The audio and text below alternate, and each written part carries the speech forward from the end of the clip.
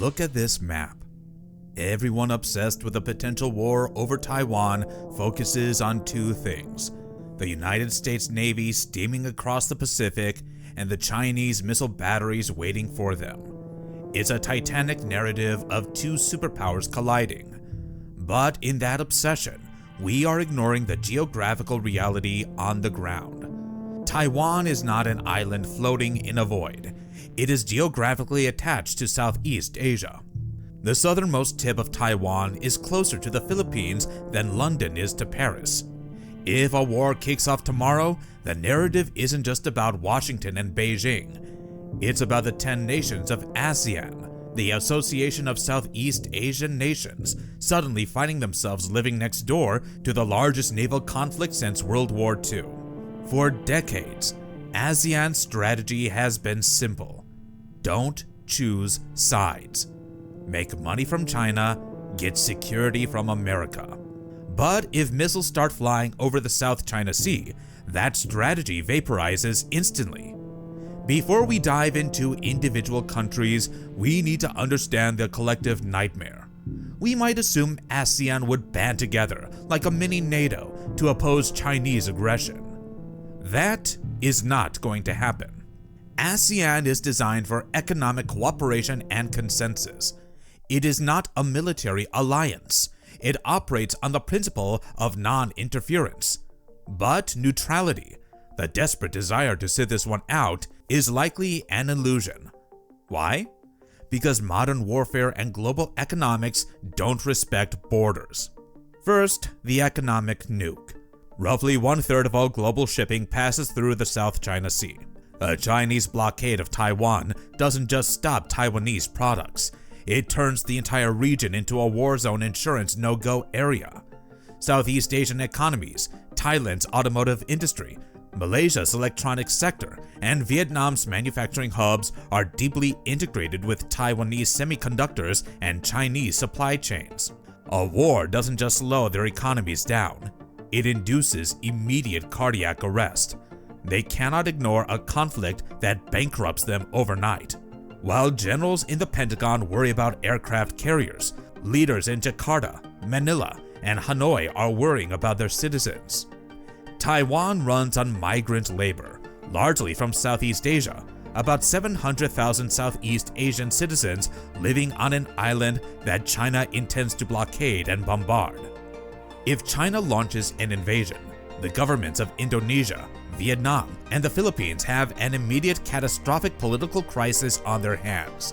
They cannot just watch 700,000 of their citizens become collateral damage on live TV. Imagine the logistics. We saw the chaos of the Kabul evacuation in 2021, or the rush to get citizens out of Sudan. Now imagine trying to evacuate a population the size of a major city across an ocean that is actively being contested by hypersonic missiles, submarines, and fighter jets. Indonesia has already admitted it is drawing up contingency plans for this nightmare scenario. Their primary mission won't be fighting the Chinese PLA. It will be the largest, most dangerous Dunkirk-style rescue mission in modern history. And for that, they need safe passage, which means they have to negotiate with Beijing even as the war rages. When we analyze this scenario, we cannot treat ASEAN as one bloc. We have to break them down into 3 distinct camps based on geography, capability, and political will. We have the hard neutrals, the silent partner, and the crucial frontline state. The hard neutrals are Indonesia, Malaysia, Thailand, and Vietnam.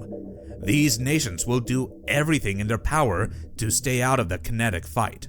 Their militaries are designed for internal security or patrolling maritime borders, not high-intensity naval warfare against a superpower like China. Take Vietnam.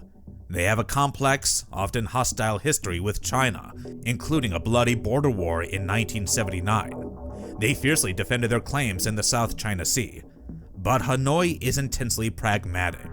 They share a massive land border with China.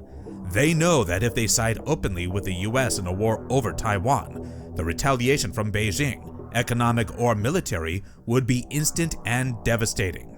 Vietnam will likely go into bunker mode, securing its own border and refusing access to both sides. Indonesia and Malaysia are similar. Their populations would likely be highly skeptical of fighting a war that is perceived as supporting American hegemony. But then there is the fascinating case of the tiny island nation that punches way above its weight. The silent partner, Singapore, is the geopolitical chess master of the region. They are tiny, incredibly wealthy, and possess perhaps the most technologically advanced military in Southeast Asia, pound for pound. Singapore is not a US treaty ally like Japan or Australia. They are fiercely proud of their independent foreign policy. They maintain excellent relations with Beijing. However, they have a very deep, very quiet relationship with Washington. Since the early 1990s, under a Memorandum of Understanding, Singapore has hosted a crucial logistical hub for the US Navy's 7th Fleet. It's where American ships go for repairs, supplies, and coordination in the region. If a war starts, Singapore cannot just evict the US Navy. That hub becomes vital for sustaining the American war effort.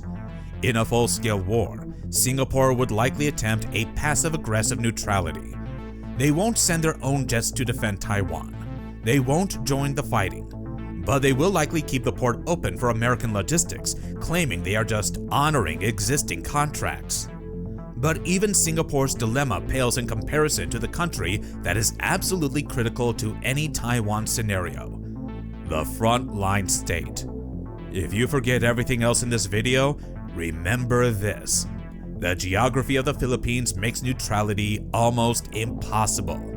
Look at this gap of water. This is the Bashi Channel, part of the Luzon Strait. It is the gateway between the Western Pacific and the South China Sea. For China to effectively blockade Taiwan, especially its eastern coast, its navy needs to control the strait.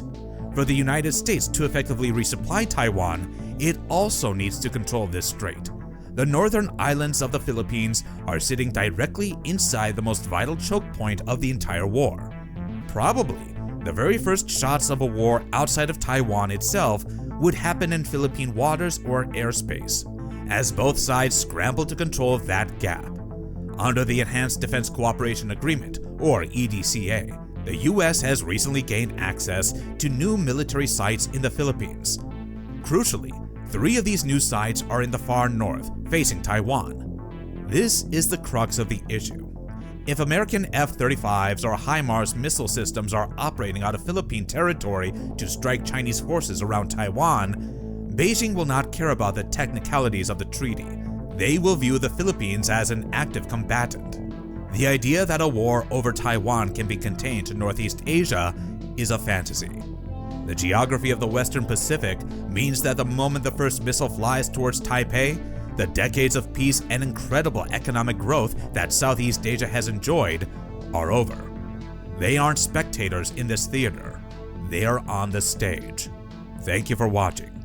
If you enjoyed this video, don't forget to hit the like button and subscribe.